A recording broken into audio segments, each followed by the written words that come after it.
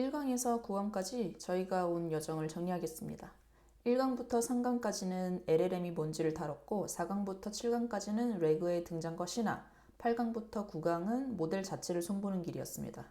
이 세 개의 파트가 저희가 지금까지 걸어온 길이고 이제 드디어 평가로 넘어갑니다. 1강부터 3강까지는 LLM이 무엇인지를 단계적으로 다뤘습니다.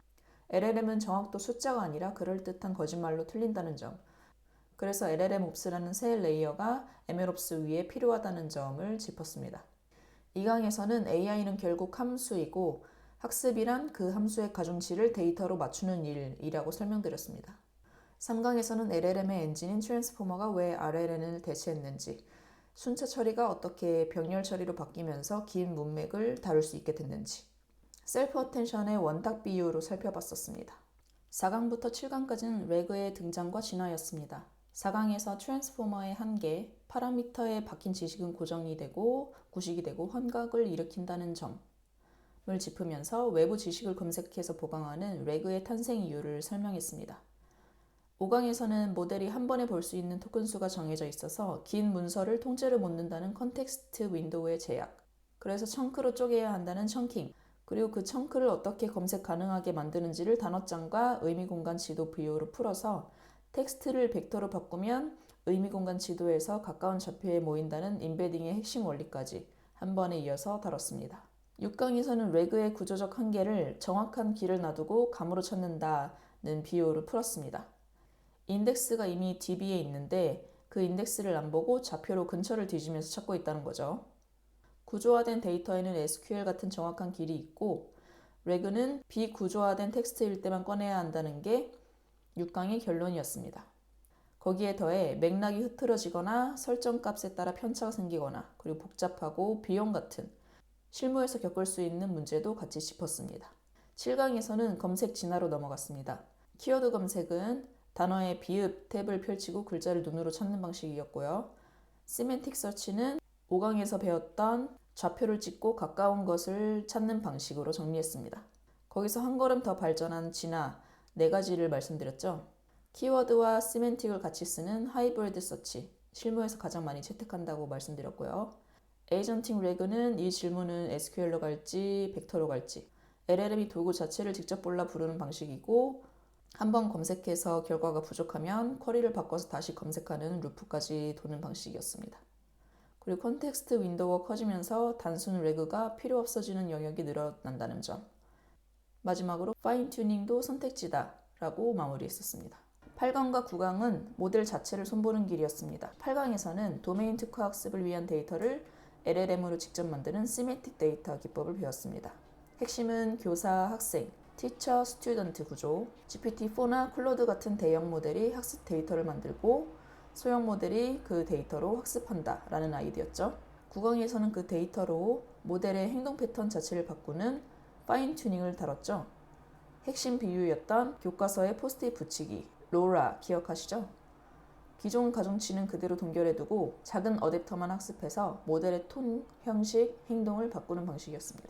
9강에서 저희는 모델을 학습시켰습니다. 그런데 그 모델이 잘 학습됐는지를 어떻게 알 수 있을까요? 학습 전후를 어떤 기준으로 비교해야 할까요? 이게 바로 평가의 영역입니다. 모델을 만드는 것만큼이나 모델이 좋은지 판단하는 것도 별도의 기술이고 오늘은 그 이야기를 본격적으로 다뤄보겠습니다.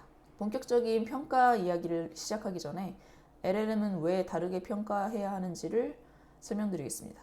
MLOps는 전통 ML 모델, Classification, Object Detection, Segmentation처럼 프로덕션에서 안정적으로 운영하기 위한 표준 워크플로우입니다. 2015년 전후로 산업계에 자리 잡았고 DevOps의 ML 버전이라고 보시면 됩니다. MLOps의 특징을 4가지로 설명드리면 첫째, 안정적인 세계입니다. 같은 입력에 같은 출력이 나오는 결정적인 시스템이죠. 둘째, 정해진 정답이 있는 문제를 다룹니다. Classification, Detection, Segmentation 같은 작업들이 그렇습니다. 셋째, 평가가 단순합니다. Accuracy가 예를 들어서 92%면 92%, 숫자 하나로 명확히 잴 수 있습니다. 실패 양상도 단순합니다. 정확도가 90%에서 75%로 떨어지면 모니터링 알람이 즉시 울리거든요. 이런 걸 조용한 실패라고 합니다. 틀린 숫자가 바로 보이니까요. 이제 LLMOps입니다. 가장 큰 차이는 비결정성이라는 점입니다. 같은 프롬프트를 줘도 매번 답이 달라집니다. 확률적 샘플링이라 어쩔 수 없거든요. 그리고 정답이 없는 생성 작업을 다룹니다. 요약, 답변, 코드, 더 좋은 답만 있을 뿐 정답이 하나만 있는 게 아닙니다. 거기에 할루시네이션이라는 새로운 실패 모드가 등장합니다. 정확도와 자신감이 일치하지 않는 거죠. 마지막으로 실패 양상이 창의적 실패입니다. 매번 다른 모양으로 틀려서 특정 알람으로 잡기 어렵고 누군가 직접 이 답이 맞나를 봐야 잡힙니다. 한 줄로 정리하면 MLOps는 모델을 통제하고 LLMOps는 모델 주변의 모든 것, 프롬프트, 검색, 관찰성, 평가까지 통제합니다. 그래서 LLMOps에만 있는 6가지 신규 운영 영역이 따로 존재하고 평가도 그중 하나입니다. 다음 슬라이드에서 정리하겠습니다. 프롬프트 엔지니어링, LLM에서는 프롬프트가 사실상 코드 역할을 합니다. 한 줄만 바꿔도 출력이 완전히 달라지니까요. 프롬프트 버전과 이력을 코드처럼 관리해주는 도구가 필요한데 저희가 11강에서 배운 랭퓨즈가 바로 이 영역까지 다룹니다. 레그 파이프라인 관리, 검색과 생성을 결합해서 운영하는 영역입니다. 벡터DB, 청킹, 임베딩 같은 검색 단계를 운영 환경에서 어떻게 안정적으로 돌릴지가 핵심입니다. 환각 모니터링, LLM은 자신감 있게 틀린 답을 내놓는 게 가장 큰 실패 유형이었죠. 정확도와 자신감이 일치하지 않는다는 점 때문에 별도 모니터링이 필요합니다. 네 번째, 가드레일스. 입출력 안전 필터링 영역입니다. 유해 콘텐츠나 제일브레이크나 개인정보 같은 위험한 입출력을 차단하는 정책 레이어입니다. 토큰 비용 관리. 매 호출마다 토큰 단위로 과금되니까 비용 추적이 핵심 운영 지표가 됩니다. 특히 에이전틱처럼 루프가 한 번 도는 구조이면 호출 한 번이 10배까지 폭발할 수 있어서 예측하기 어려운 영역입니다. 여섯 번째, 에이전트 오케스트레이션. 에이전트가 한 질문에 LLM을 여러 턴 부르고 도구를 골라 쓰는 흐름을 분산 추적과 토큰 회계까지 묶어서 관리해야 합니다. 이 6가지 영역이 LLM의 핵심 골격이고 MLOps만으로는 운영할 수 없는 것들입니다. 기존 MLOps의 핵심 개념들이 LLMOps로 넘어오면서 어떻게 바뀌거나 사라지는지를 5가지로 정리해 보겠습니다. 첫째, 피처 스토어. MLOps에서는 정형 피처를 저장해 두는 공간이었죠. LLMOps에서는 의미 기반 검색 인덱스, 즉 크로마DB 같은 벡터DB가 그 역할을 대신합니다. 정형 피처가 아니라 텍스트의 의미 좌표를 저장한다는 점이 달라진 겁니다. 둘째, 모델 레지스트리. MLOps에서는 학습된 모델의 버전을 관리해주는 도구였습니다. LLMOps에서는 두 갈래로 나뉩니다. 모델 자체는 허깅페이스 허브에서 외부에서 가져오는 경우가 대부분이고 진짜 버전 관리가 필요한 건 프롬프트입니다. 프롬프트 레이어, 이거는 프롬프트 버전 관리 전용 도구인데 앞에서 말씀드렸던 것처럼 랭퓨즈도 버전 관리를 한다고 말씀드렸죠. 셋째, 파이프라인. MLOps에서는 데이터, 학습, 검증, 배포가 핵심 흐름이었습니다. LLMOps에서는 그 자리를 프롬프트 엔지니어링이 차지합니다. 학습은 여전히 가능하지만 파인 튜닝이 9강에서 설명드렸던 것처럼 선택지, 옵션으로 후순위로 밀리고 거의 대부분 프롬프트를 다듬는 일로 바뀝니다. 넷째, 재학습. MLOps에서는 데이터 드리프트가 감지되면 모델을 재학습하는 게 표준 루프였죠. LLMOps에서는 이게 거의 사라집니다. 대신 레그 인덱스 업데이트로 대체됩니다. 모델을 다시 학습할 필요 없이 외부 지식 베이스만 갱신하면 됩니다. 운영 사이클이 뒤바뀐 셈이죠. 다섯째, 실험 추적. MLOps에서는 하이퍼 파라미터 매트릭을 교체하는 게 실험 추적이었습니다. LLMOps에서도 비교는 필요하지만 비교 대상이 프롬프트, 토큰, 레이턴시나 그리고 레그 설정 등으로 바뀌었고 그래서 랭스미스, 랭퓨즈, 웨이트 앤 바이어스 위브 같은 LLM 전용 관찰성 도구가 그 자리를 대신합니다. 요약하면 MLOps의 골격, 저장, 관리, 실행, 재훈련, 추적은 그대로 남지만 그 안에 들어가는 도구와 운영 방식이 LLM에 맞게 통째로 교체됩니다. 두 파이프라인을 한 번에 비교해 보겠습니다. 먼저 MLOps의 파이프라인을 짚어보면 원본 데이터, 피처 엔지니어링, 모델 학습, 오프라인 평가, 모델 레지스트리, A/B 배포, 온라인 모니터링, 데이터 드리프트 감지, 재학습 트리거, 모델 가중치 자체를 다시 학습시키는 게 MLOps의 최종 목적입니다. LLMOps 파이프라인을 보겠습니다. 프롬프트 설계부터 프롬프트 평가, 레그 인덱스 구축, 가드레일 설정, 모델 API 라우팅, 배포, 여기까지가 기본 파이프라인인데요. 그 다음에 안정적인 운영을 위해서 몇 가지 추가됩니다. 트레이스 관찰성, 환각 모니터링, 토큰 비용 추적, 프롬프트 드리프트, 프롬프트 수정으로 이어지죠. 여기서 핵심을 짚으면 MLOps는 모델 자체를 다시 학습하는 것이고 LLMOps는 프롬프트 수정으로 끝난다는 겁니다.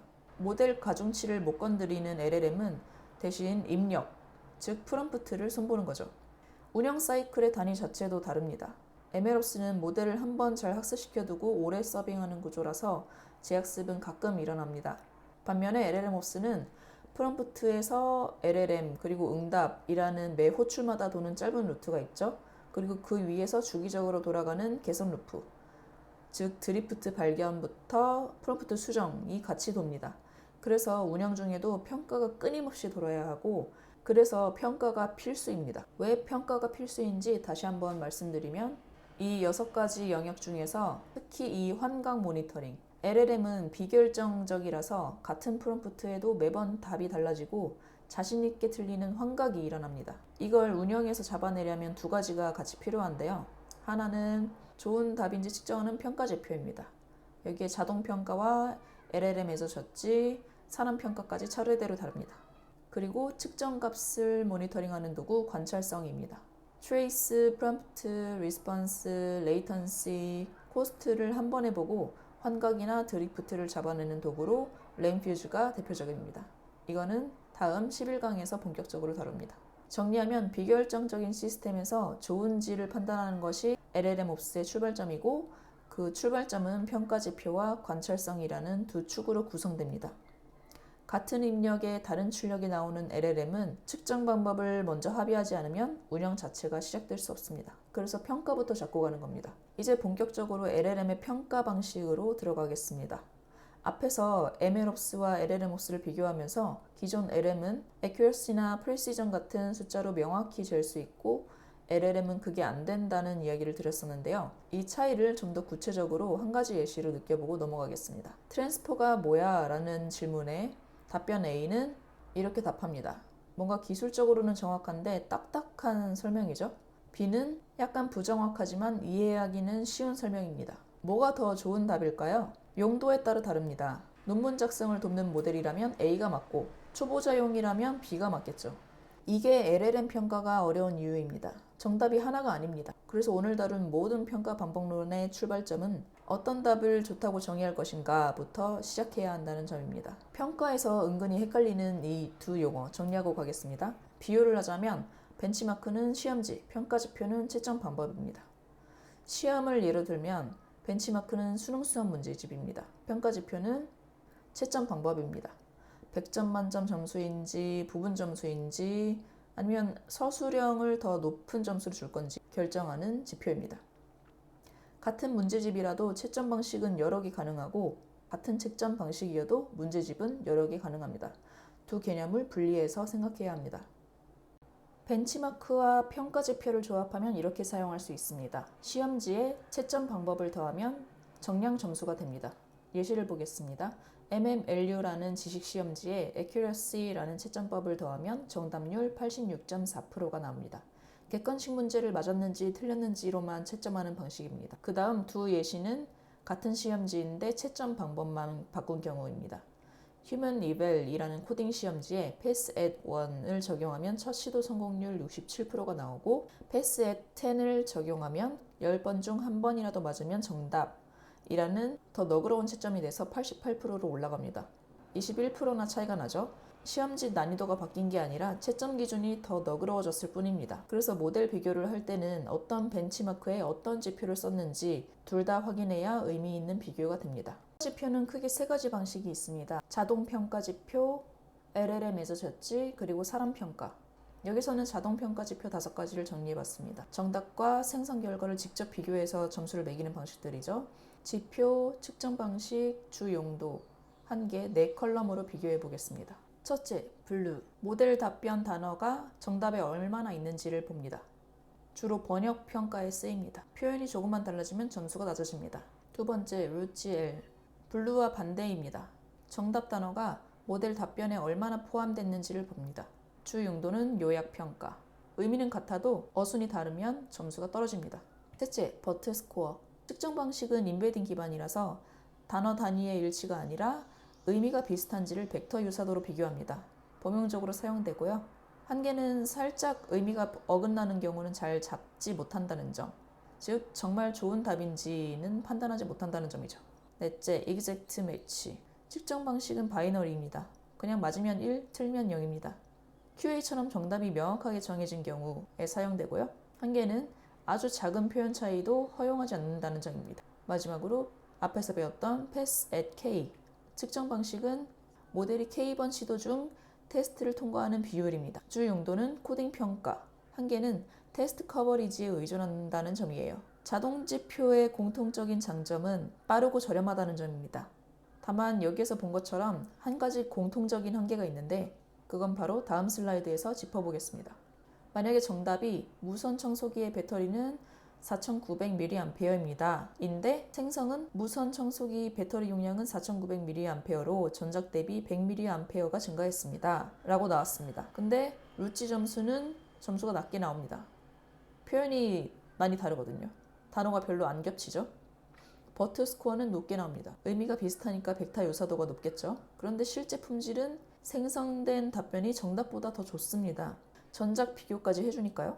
근데 자동지표는 이거를 못 잡습니다. 그냥 정답과 얼마나 비슷한가를 볼 뿐 좋은 답인가를 보지 못합니다. 이게 바로 자동지표의 한계입니다. 그래서 등장한 게 LLM 에저 저지입니다. 거대 LLM, 보통 GPT-4급 모델에게 평가 기준을 프롬프트로 주고 채점시키는 방식입니다. LLM을 심사위원으로 쓴다는 거죠. LLM 에저 저지의 장점은 뭘까요? 사람 평가와의 일치율이 약 80%입니다. 그런데 사람 평가자끼리도 일치율이 81% 정도거든요. 이 말은 즉 LLM이 사람 간 합의 수준만큼 평가한다는 겁니다. 거기다 빠르고 저렴한데요. 건당 수초 이하로 걸리고 그리고 비용도 건당 수원에서 수십 원이면 끝나죠. 같은 기준을 일관되게 적용한다는 점도 사람 대비 장점입니다. 그런데 한계도 분명히 있습니다. 편향, 바이어스가 존재합니다. 5가지가 있는데요. 포지션 바이어스, 두 답변을 비교할 때 앞에 나온 답변을 선호하는 경향이 있습니다. 둘째, verbosity bias, 긴 답변을 더 좋게 평가하는 경향입니다. 길다고 무조건 좋은 건 아닌데 말이죠. self-enhancements, 자기가 만든 답변을 좋게 평가합니다. GPT-4는 GPT-4의 출력을 선호합니다. format bias, 마크다운이나 리스트처럼 예쁘게 포맷된 답변을 과대평가합니다. authority bias, 자신 있는 어조에 틀린 답변에 속습니다. 이 편향들 때문에 LLM에서 졌지만 100% 신뢰할 수는 없습니다. 실무에서는 위치를 바꿔서 2번 평가하거나 여러 LLM 평가를 평균 내거나 일정 비율은 사람이 검증하는 식으로 보완해서 씁니다. 마지막으로 사람 평가입니다. 사람 평가는 가장 정확한 품질 판단입니다. 다른 모든 평가 방법이 잘 됐는지를 비교할 때 기준으로 삼는 평가 기준점의 역할을 합니다. 둘째, 자동평가가 잡지 못하는 톤, 유용성, 안전성 같은 주관적인 차원의 품질은 사람만 제대로 평가할 수 있습니다. 근데 한계가 분명합니다. 일단 건당 1에서 5달러가 듭니다. 이건 아마존 메커니컬 터크나 스케일 AI 같은 크라우드 소싱 플랫폼에서 평가자 한 명이 답변 한 건을 채점하는 데 통상적으로 매겨지는 가격대입니다. 단순 응답은 1에서 2달러 정도 주고 도메인 전문성이나 긴 답변 채점은 3에서 5달러 정도 준다고 합니다. 그리고 시간입니다. 당연히 사람이 하는 작업이기 때문에 자동평가보다 오랜 시간이 걸리겠죠. 그리고 작업자들의 상황에 따라서 매일 평가가 불가능하기 때문에 스케일이 불가능합니다. 그리고 일관성입니다. 평가자마다 기준이 달라서 동일한 답변에 대해서도 점수 편차가 큽니다. 그래서 이 정확하고 비싼 사람 평가는 모든 답변에 적용하기는 비현실적입니다. 다음 슬라이드에서 어떻게 조합하는지 보겠습니다. 프로덕션에서는 이렇게 3계층으로 조합합니다. 전수 자동평가는 모든 출력의 100%에 적용합니다. 빠르고 저렴하니까요. 이상탐지 용도입니다. 점수가 갑자기 확 떨어졌다? 그럼 바로 잡아낼 수 있습니다. 그 다음 LLM 에저 저지는 전체의 약 20%의 샘플링에서 적용합니다. 품질 트렌드를 모니터링하는 거죠. 사람 평가는 약 2%에만 적용합니다. 기준을 교정하고 최종 검증을 하는 용도입니다. 이렇게 계층적으로 조합해야 비용 효율적으로 정확한 평가가 가능합니다. 어떤 한 가지 방법에만 의존하면 예를 들어서 자동만 쓰면 품질을 못 잡고 LLM에서 저지만 쓰면 편향에 휘둘리고 사람만 쓰면 비용이 폭발적으로 증가합니다. 저희가 모델을 볼 때 MMLU 90점, 휴먼 리벨 93점 이런 공개 벤치마크 점수를 보는 경우가 많은데요. 근데 저희 도메인 성능을 평가할 때 이 점수만으로 평가할 수는 없습니다. 왜냐면 대부분의 공개 벤치마크는 대부분 영어 기반입니다. 한국어 성능은 별개라서 영어 점수가 한국어를 보장하진 않습니다. 둘째, 벤치마크 데이터 오염 문제가 있습니다. 모델학습 데이터에 벤치마크 문제가 섞여 들어가는 경우가 있어서 점수가 실제 능력보다 부풀려질 수 있습니다. 그리고 가장 중요한 셋째, 고객 문의에 잘 답하는가 같은 저희 도메인 능력을 재는 벤치마크는 애초에 존재하지 않습니다. 그래서 해법은 저희가 자체 골든 데이터셋을 직접 만들어서 평가하는 겁니다. 골든 데이터셋이란 우리 도메인에서 실제로 잘 작동하는지 재기 위한 자체 평가 데이터셋이에요. 도메인 질문과 모원 답변 또는 평가 기준을 직접 정의해두고 모델 답변을 LLM에서 졌지나 사람 평가로 채점할 때 정답 기준으로 씁니다. 핵심은 공개 점수가 아니라 우리 도메인 데이터로 직접 잰 점수만이 우리 서비스의 진짜 성능을 알려준다는 점입니다.